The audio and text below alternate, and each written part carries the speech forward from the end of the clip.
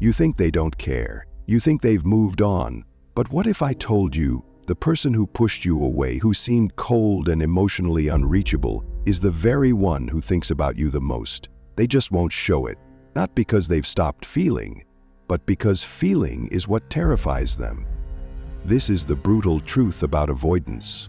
Why they always miss you in silence, but never let it show. I'm Jim Rohn, and in this video, I'm going to expose the hidden psychology behind avoidant behavior that no one talks about. If you've ever been ghosted, breadcrumbed, or stuck in a connection that felt intense one day and ice cold the next, you've probably blamed yourself. You've wondered what you did wrong, what you could have said differently, how you could have held on tighter. But this was never about you being too much or not enough. It was about them, their wiring, their trauma response, their deep fear of intimacy disguised as indifference. The most twisted part?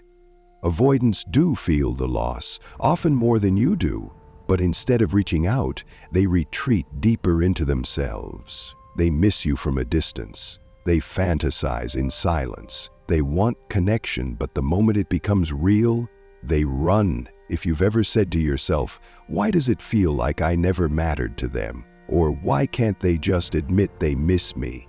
You're not alone, and you're not crazy.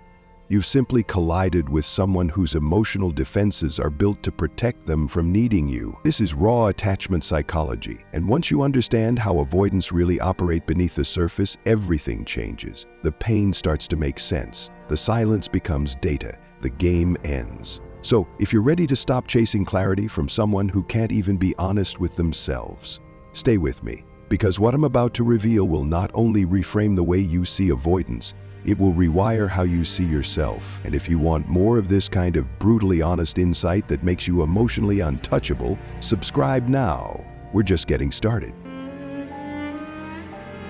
Here's the part nobody tells you.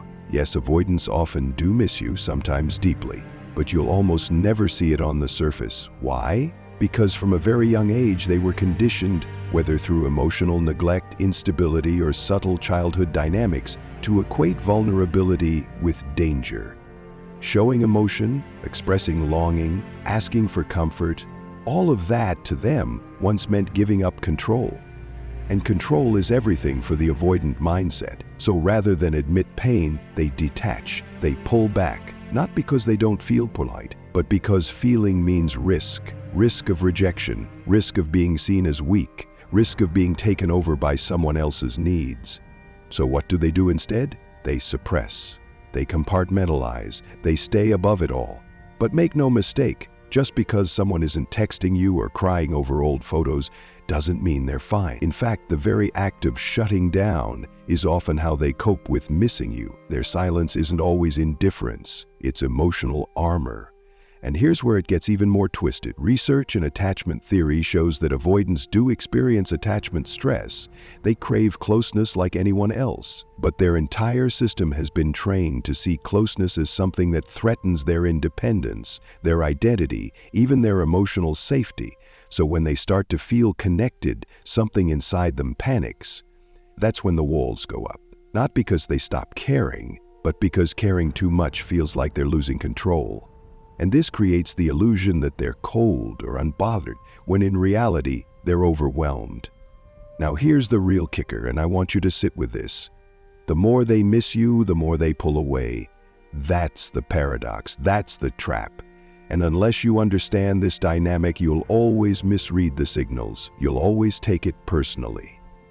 But if you stay to the end of this video, I'll show you the key to disarming that avoidant instinct. Not by chasing them, but by mastering your own emotional leadership. Don't click away. This is where it finally starts to make sense. Here's something you probably haven't considered. Silence from an avoidant after a breakup doesn't mean peace. It often means chaos, just tightly contained. When you go no contact, especially right after a split, something powerful starts happening behind the scenes. That emotional distance you've created, it starts to activate thoughts in their mind that they won't dare admit out loud, not to you, not to their friends, not even on social media. They won't post quotes about missing you.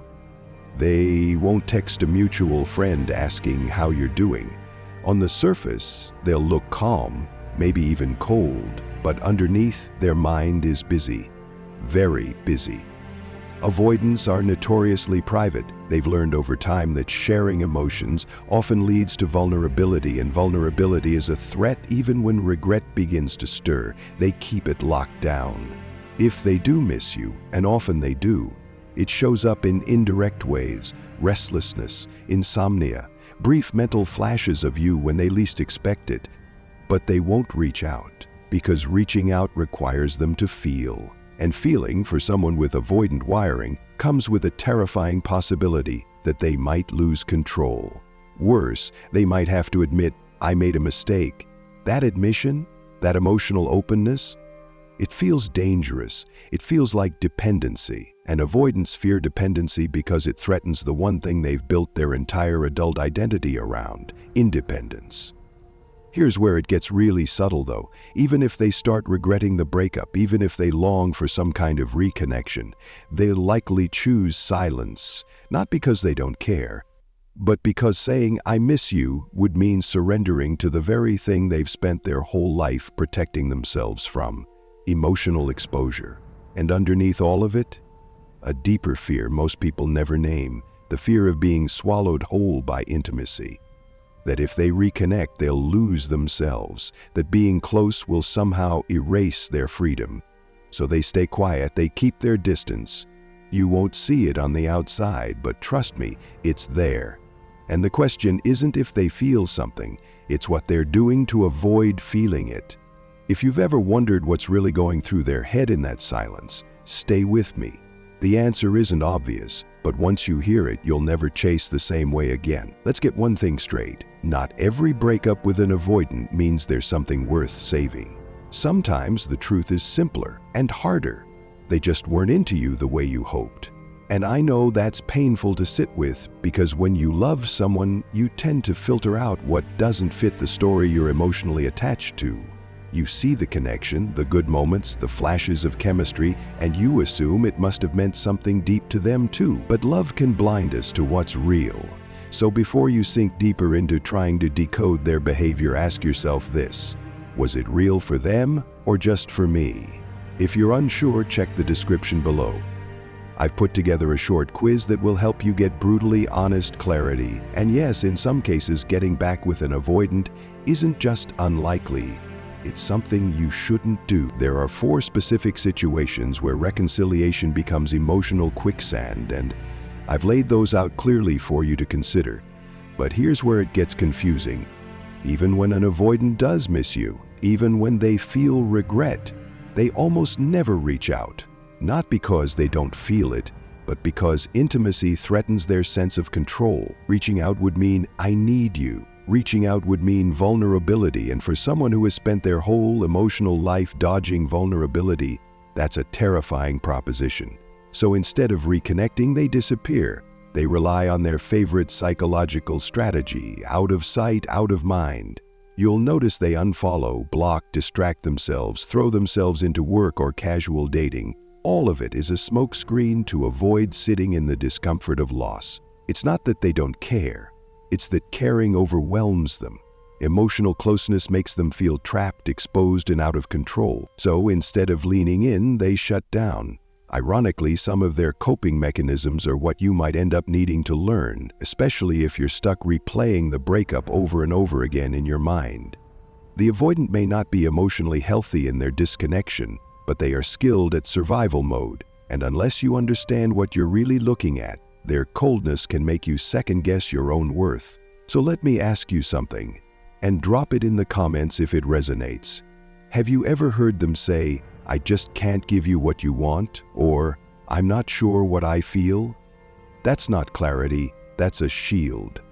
And once you learn how to see past the shield, you'll stop chasing ghosts and start healing for real. Most people assume that if an avoidant ex doesn't come back, it means they don't care.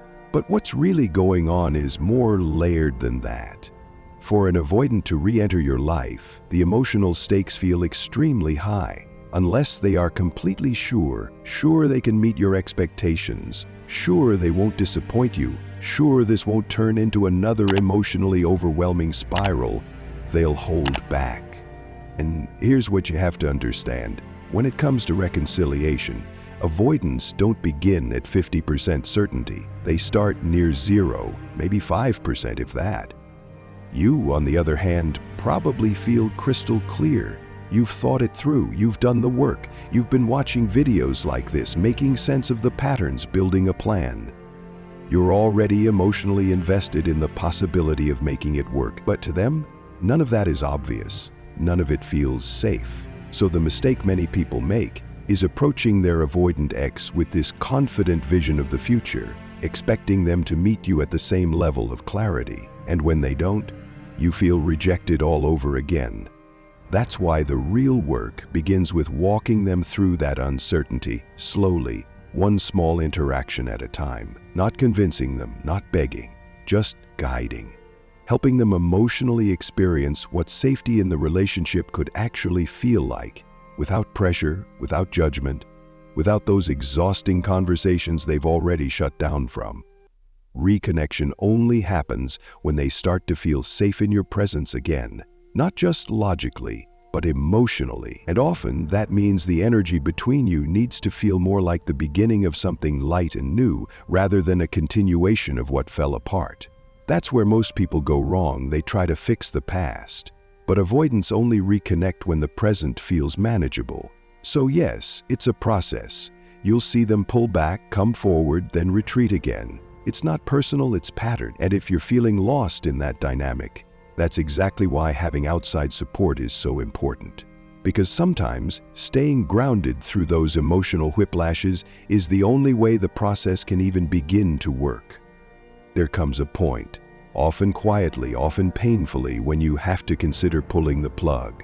And not because you stopped loving them, not because there wasn't something real, but because clarity starts whispering the truth you didn't want to hear. They're just not showing up for the relationship.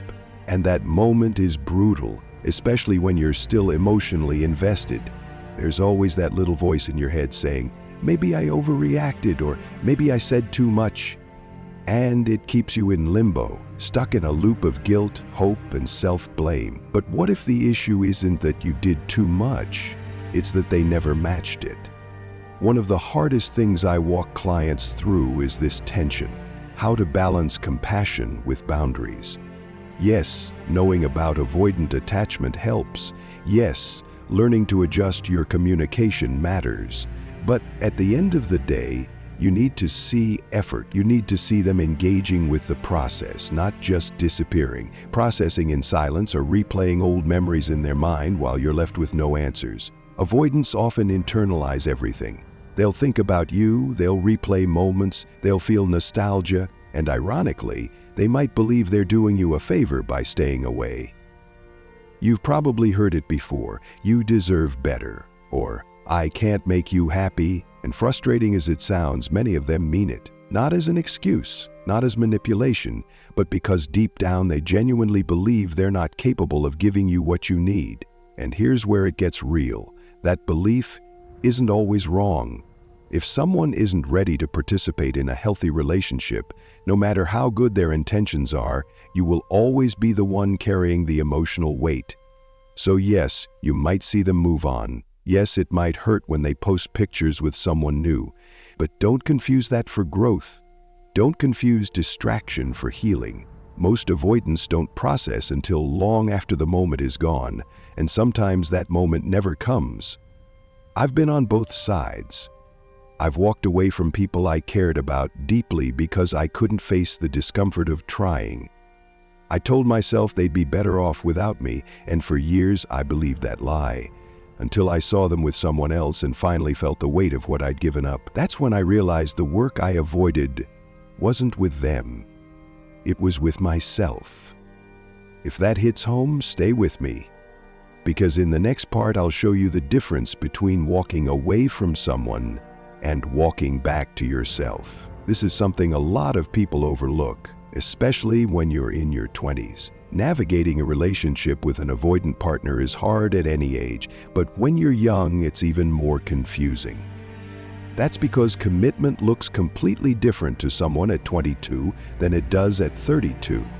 In your 20s, dating feels more like exploration. There's less urgency, less pressure. You're not thinking about timelines or long-term stability in the same way. But once you hit your 30s or 40s, something shifts. You start looking around and noticing your friends getting married, building lives, having kids. And suddenly, there's this creeping voice in your head whispering, "Why hasn't that happened for me?" And if you've dated a string of avoidant partners, that voice gets louder. You start wondering if you're the problem, because in every relationship, the common denominator is you. That was my story, and it's a story I hear from my clients over and over again. Now, when you're dating an avoidant in their 20s, it's important to understand they're at the beginning of their emotional journey.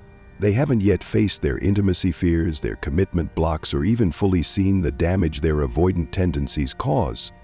They're still figuring it out. So yes, they might miss you. They might even feel sadness or regret after the breakup. But will they act on it?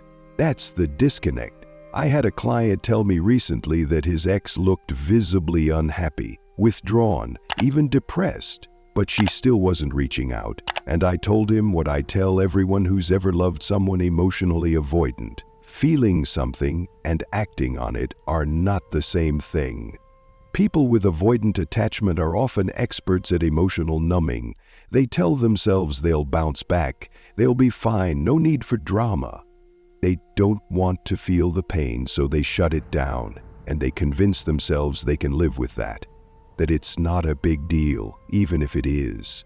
So from the outside, it looks like apathy, but inside, there may be regret. They'll never admit. You might see no reaction, but that doesn't mean nothing's happening. And this is where the mismatch begins. If you're someone with anxious or even secure attachment, your instinct is to move toward pain, repair, talk, reconnect. But for avoidance, pain just makes them retreat deeper. They won't chase healing. They won't seek resolution. They'll settle into a less than ideal life and call it peace. So if it feels like they never cared, understand this. They may care, but not enough to change. And sometimes, that's the most painful truth of all. It's not that they don't care. It's that the way they respond to pain looks nothing like the way you do. And that's what makes avoidance so difficult to read. When they hurt, they don't reach out, they withdraw, they compartmentalize. They tell themselves, "I'll be fine, it's better this way." But you'd be surprised how often I see them reappear right at the moment their ex is truly moving on. And no, this isn't some mystical law of attraction thing. I don't buy into that fluff. What I've seen time and again is behavioral psychology at work. The moment you start actually building a new life, maybe you're dating again, emotionally detaching or committing to someone else, that's when the avoidance starts feeling it. Not because you tried to trigger them, but because they suddenly realize your energy is no longer on them. For some avoidants, that's the first time they confront the fact that you're not waiting anymore. And that reality, it stings. But by then, it's often too late. Now, I'm not saying you should start dating to get a reaction. That's a dangerous game. If you're going to see someone new, you need to do it for you. You need to be emotionally open to the possibility that this person might not be your forever, but they might be someone who helps you grow, laugh, and feel again. Because healing is not about replacing the past, it's about reclaiming your sense of self in the present. But here's where it gets tricky. I hesitated to share this next part because I know how tempting it is to overanalyze the signs. Still, I think you deserve to hear it. Avoidants do reappear, but not in the way you expect. They'll view your stories. They'll randomly text you something oddly specific. A private joke, a restaurant you used to love. They'll bring you up through mutual friends. You might see them at the same cafe you always went to and wonder, was that really a coincidence? These little moments aren't accidents. They're testing the water behaviors. But that's all they are, tests. And most of the time they disappear again just as fast as they came in. Why? Because deep down their level of certainty is still barely above zero. You seem amazing, but I don't know if I'm ready. You were kind, but I'm not sure I can give you what you need. And if you're not emotionally prepared for that kind of hot and cold pattern, it will hurt. That's why the work isn't just about them, it's about you. Are you ready to hold your boundaries when they resurface? Can you protect your peace when their confusion knocks again? Let me know in the comments, what's the most confusing sign you've seen from your avoidant ex? You can absolutely learn how to handle a breakup with clarity. You can train yourself to recognize emotional patterns, shift your attachment style, and create a healthier space for yourself and for anyone who might return. But here's what matters most. When they do come back, you have to know where you stand. That means setting boundaries you didn't have before. Because if you go back into the same relationship with the same emotional confusion, the same waiting, guessing, hoping dynamic, it's going to fall apart again. Especially if you're the one breaking no contact. And yes, there's a time and place where it can be appropriate to break the silence. But if you do, you need to be emotionally prepared for what comes next. That space between when you send that message and when or if they respond can feel like emotional quicksand. And their response? Likely vague, likely cautious. They'll give you breadcrumbs, not out of cruelty, but because they're still afraid of investing fully. That's why your focus has to shift from getting them back to building a secure version of yourself. The more secure you are internally, the stronger the relationship will be, no matter what happens. It won't fix everything, but trust me, it will fix most things. Because secure attachment thrives on one word: consistency. At some point, weeks or months in, you need to pause and ask the hard questions. Can I trust this person? Are they emotionally consistent? Do they actually meet my needs now, not potentially, not hypothetically, but right now? Stop chasing their potential. Stop building stories around what might happen if they just change. Instead, look at reality. What are they showing you? What are they doing with your effort? And challenge the thoughts that want to justify bad behavior with, well, maybe it's because he's scared, or she didn't learn this growing up. That may all be true, but it's not your job to parent someone's nervous system. What matters is, are they stepping up now? Are they showing you the same energy, the same investment you're giving them? If not, be honest about that. Because you deserve someone who doesn't keep you wondering, someone who chooses you. Not out of guilt, not out of fear, but because being with you feels safe, alive, and deeply right.